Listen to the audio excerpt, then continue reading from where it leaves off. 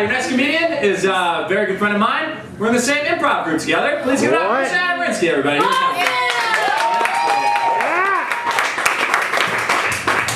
Thanks, everybody. I'm gonna do this shot real quick. Yeah! Yeah! Alcohol! Woo! Yeah, it's kind of like root beer, but kind of like vodka. That's exactly what they say. So, I celebrated my birthday this weekend.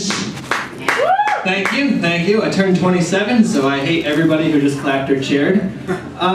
Somebody told me, no, I'm just kidding, you're cool, I'll high five you after the show. Somebody told me, I told somebody it was my birthday, and he was like, he named like 5 other friends that were celebrating their birthdays this week, and then he concluded, wow, December's a really popular time for birthdays. And that's not what that means. That means that March is a really unpopular time for condoms.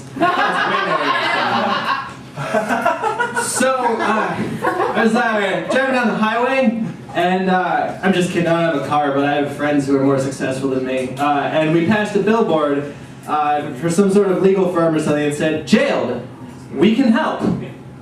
And a better billboard to put on the highway would be, "Jailed?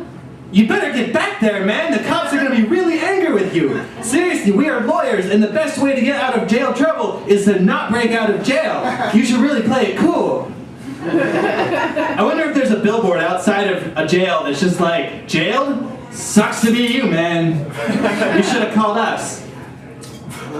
So, I've been seeing this girl lately, but like not. Thank you. I will accept your applause there.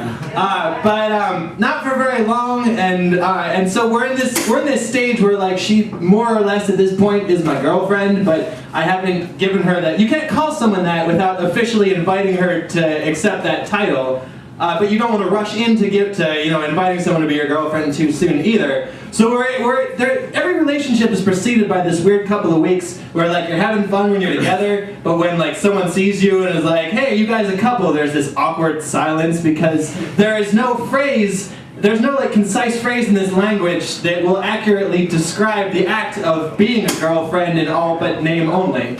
So just to reiterate, I don't have a girlfriend, but I do have a woman who has sex with me but also cuddles with me and calls me to tell me about her day and who'd be really mad at me if I had sex with you. So just to abbreviate, for simplicity's sake, I guess you could just call her a fuck buddy. Just kidding, she's more important to me than that. So,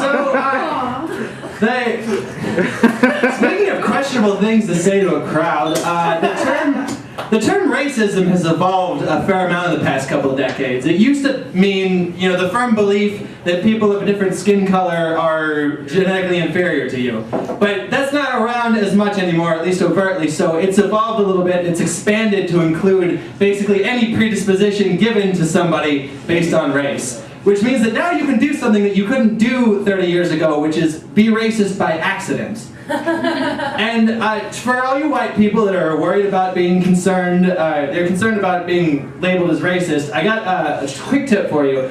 The harder you try and the longer you spend trying to convince people that you're not racist, the more racist you will appear. Let me give you an example of 2 people. You tell me which one of these people is more racist. Alright, case A. No, I'm not racist. Okay, case B. Nah, man, I'm not racist. I think everyone is equal, like even if they are black.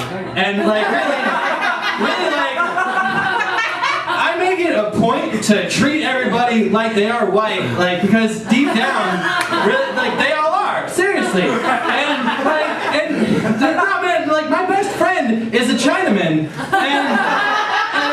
and like yeah, I will occasionally make a little jab about him about like being a ninja and stuff, but like I don't mean anything by it. It's just all in good fun. We can laugh. We're that comfortable with each other, and really like who wouldn't be thrilled about having people think that your entire race knows martial arts? Like that would really keep people from messing with you the next time you try to date a white girl. That's what I was saying.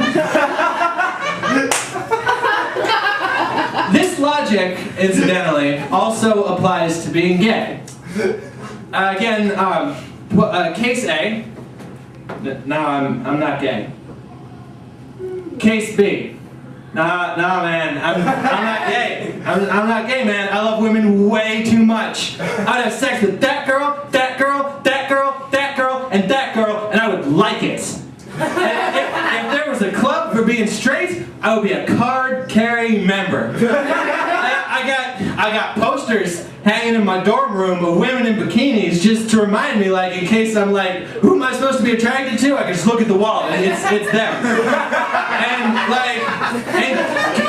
And see, like, gay guys hit on me all the time. And, like, to be fair, like, the attention is kind of flattering. But, like, I just gotta be like, no, man, no thank you. Have a sex change and then we'll talk. And you know how, like, when you're trying to, like, take a pee and you got an erection but you can't because of the way the vas deferens works? When that happens, I try to think about gay porn just so it'll go away and I can pee. That doesn't sound like something a gay man would do. Not at all. Also, I'm married. Thank you guys. Have a good one.